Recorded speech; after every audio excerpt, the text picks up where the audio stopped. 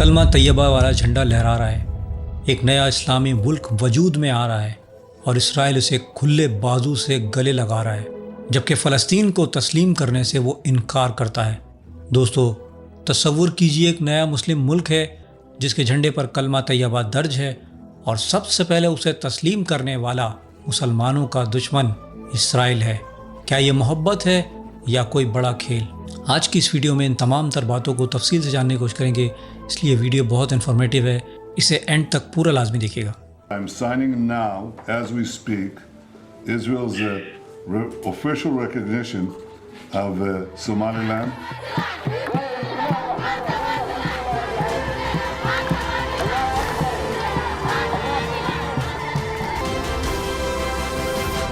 دوستو، اگر آپ سوچ رہے ہیں کہ ہم فلسطین کی بات کر رہے ہیں تو معذرت کے ساتھ آپ کو مایوسی ہوگی۔ وہ اسرائیل جو فلسطین کو کسی صورت برداشت نہیں کرنا چاہتا، ایک نیا مسلم ملک سب سے پہلے تسلیم کر رہا ہے، وہ بھی ایک اسلامی ملک۔ عجیب بات ہے نا؟ اور سب سے چونکا دینے والی بات یہ ہے کہ اسرائیل نے سب سے پہلے اس مسلم ملک کو تسلیم کیا ہے، جبکہ دنیا کے تقریباً تمام مسلم اور اسلامی ممالک اس کی مخالفت میں کھڑے ہو گئے ہیں۔ حالات تو یہاں تک پہنچ گئے ہیں کہ یمن کے انصار اللہ جنگجوؤں نے اسرائیل کو اس ملک سے دور رہنے کی کھلی وارننگ دی ہے۔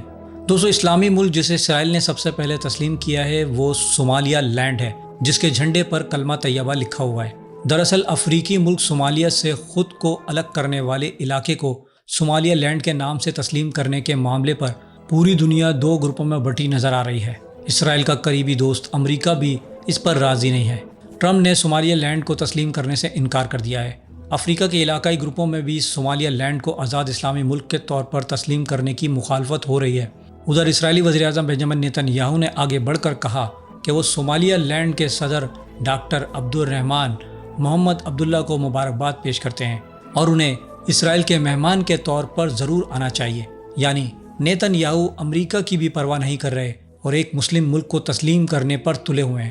لیکن دوستو، سوال ہی پیدا ہوتا ہے کہ آخر وجہ کیا ہے، یہ بھی سمجھیے، اور یمن کے انصار اللہ اس پر کیوں غصے میں ہیں وہ بھی جانتے ہیں۔ صومالیہ لینڈ کو تسلیم کرنے کے پیچھے اسرائیل کا اچانک یہ قدم کوئی محبت یا جذباتی فیصلہ نہیں، بلکہ ایک خاص حکمت عملی ہے۔ لال سمندر یعنی ریڈ سی اور خلیج عدن کے قریب موجود صومالی لینڈ کی حمایت کر کے اسرائیل یمن کے حوثی جنگجوؤں یعنی انصار اللہ پر قریب نظر رکھنے کی تیاری کر رہا ہے۔ انصار اللہ نے اسرائیل کے لیے کافی پریشانی بڑھا رکھی ہے۔ ایران کی حمایت یافتہ انصار اللہ وہ مزاحمتی قوت ہے جس نے اسرائیل کے پسینے چھڑا دیے تھے۔ غزہ پر حملہ بند نہ ہونے تک حوثیوں نے اسرائیل اور اس کے حلیفوں کے جہازوں کو نشانہ بنایا تھا۔ وہ شیعہ زیدی گروپ کھل کر کہتا ہے کہ مسجد الاقصی کی آزادی ہی ان کا ہدف ہے۔ ادھر اسرائیل کا ہدف لال سمندر ہے، جہاں انصار اللہ کا غلبہ ہے۔ وہ اسرائیل اور اس کے دوستوں کے جہازوں کو نشانہ بناتے ہیں۔ اسرائیل لال سمندر یعنی ریڈ سی میں اپنی مضبوط موجودگی چاہتا ہے اور اس کے لیے صومالی لینڈ ایک ممکنہ اتحادی کے طور پر مدد کر سکتا ہے۔ ماہرین کا خیال ہے کہ اسرائیل کا صومالی لینڈ کو تسلیم کرنا لال سمندر یعنی ریڈ سی کی جیو پالیٹکس کو بدل سکتا ہے۔ صومالی لینڈ کے ذریعے اسرائیل کو براہ راست بیربیرا پورٹ تک رسائی مل سکتی ہے۔ اس سے حوثیوں کے خطرے کے درمیان ایرانی اثر و رسوخ کو کم کرنے اور اپنی حفاظت کو بڑھانے میں مدد مل سکتی ہے۔ اسی دوران یمن کے بڑے حصے پر کنٹرول رکھنے والے حوثیوں یا انصار اللہ نے اسرائیل کو صومالی لینڈ سے دور رہنے کی سخت وارننگ دی ہے۔ حوثی رہنما عبد الملک بدر الدین الحوثی نے کہا ہے کہ اگر اسرائیل صومالی لینڈ پر موجود رہا تو ہم اس پر حملہ کریں گے۔ انہوں نے کہا کہ اسرائیل کا یہ قدم یمن، صومالیہ اور افریقی ممالک کے لیے خطرے کی گھنٹی ہے۔ انہوں نے اسے علاقائی سلامتی کے لیے ایک بڑا خطرہ قرار دیا اور خبردار کیا کہ اگر اسرائیلی فورسز صومالی لینڈ میں اپنی موجودگی بڑھاتی ہے تو حوثی فورسز ان سے جنگ کریں گے۔ دوستو، مسلم اکثریتی صومالی لینڈ 1971 سے خود کو صومالیہ سے الگ سمجھتا آ رہا ہے۔ وہاں اس کی اپنی حکومت ہے، اپنی کرنسی ہے، پاسپورٹ ہے، فوج ہے، سب کچھ موجود ہے، لیکن اب تک کسی نے اسے تسلیم نہیں کیا تھا۔ اب اسرائیل نے سب سے پہلے اسے تسلیم کر کے تاریخ رقم کر دی ہے۔ اسرائیل پہلا ملک بن گیا ہے جس نے ایک اسلامی ملک صومالی لینڈ کو تسلیم کیا۔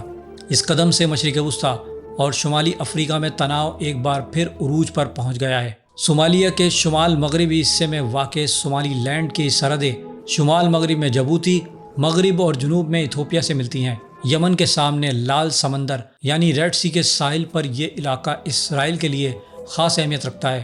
اس سے قبل صومالی لینڈ نے متحدہ عرب امارات کے ساتھ بھی مضبوط تعلقات استوار کیے تھے۔ UAE بیربیرا پورٹ میں فوجی اڈا چلا رہا ہے جس میں نیول پورٹ اور فائٹر جیٹ اور ٹرانسپورٹ طیاروں کے لیے ایئر اسٹرپ شامل ہے۔